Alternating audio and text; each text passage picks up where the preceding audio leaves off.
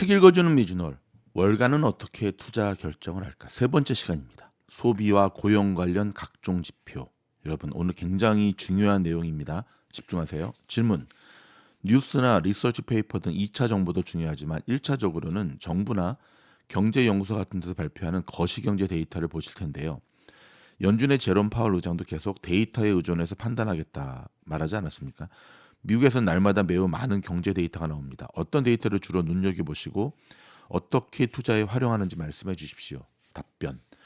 미국의 경제는 70%가 소비로 이루어져 있습니다. 그래서 소비, 그리고 소비를 지탱하는 원천인 고용이 중요합니다. 하지만 최근 인플레이션이 높아지면서 물가 지표의 중요성이 커졌습니다.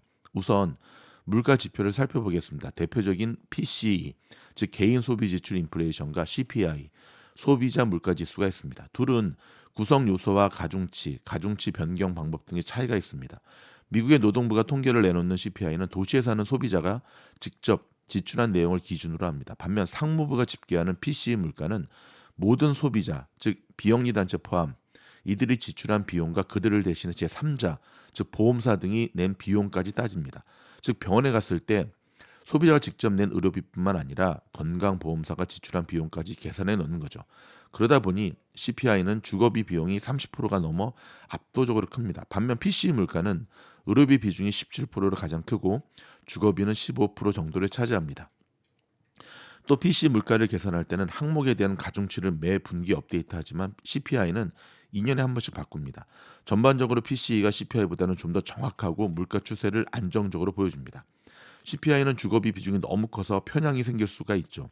그래서 연준은 2000년부터 공식적으로 CPI 대신 PC 물가를 인플레이션 벤치마크로 쓰고 있습니다. 정확하게는 변동성이 큰 에너지와 음식물을 제외한 즉 근원 코어 PC 물가를 기준으로 인플레이션 목표를 2%로 제시했죠. 하지만 22년 6월에 CPI가 9%를 넘어가니까 연준의 제롬 파월 의장은 PC 인플레이션뿐만 아니라 CPI도 본다라고 밝혔습니다. 이후 투자자들은 PC보다 CPI를 더 중요하게 지켜보고 있습니다.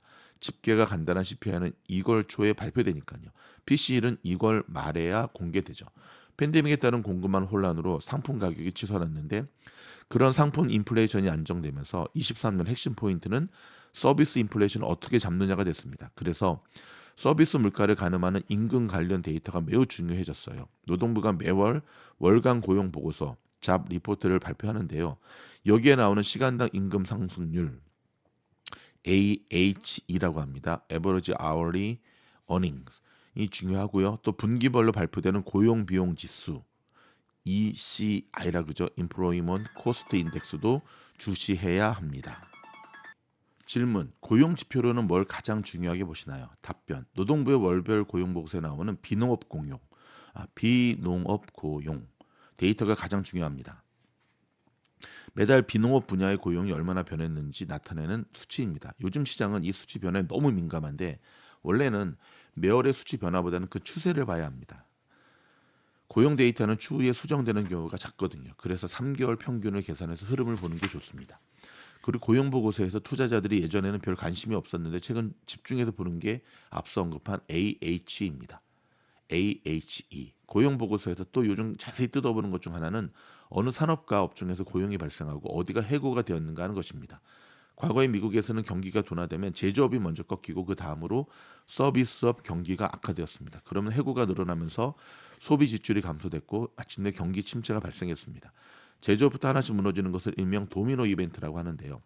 22년 3월 연준이 기준금리 인상을 시작했고 22년 4분기에 제조업이 침체 영역에 들어갔습니다. 그래서 다들 곧 서비스업이 둔화되고 두 개 분기 정도가 지나면 소비도 꺾이리라고 생각했어요. 경기 침체가 오리라는 예상이 컨센서스가 됐죠. 그런데 서비스업은 약간 둔화하다가 말았고 소비도 계속 버티고 있습니다. 그러다 보니 침체에 들어갔던 제조업이 바닥을 다지고 회복하려고 하고 있어요. 이러면 순차 침체 확률이 높아집니다. 그래서 산업별 고용 변화를 열심히 보고 있습니다.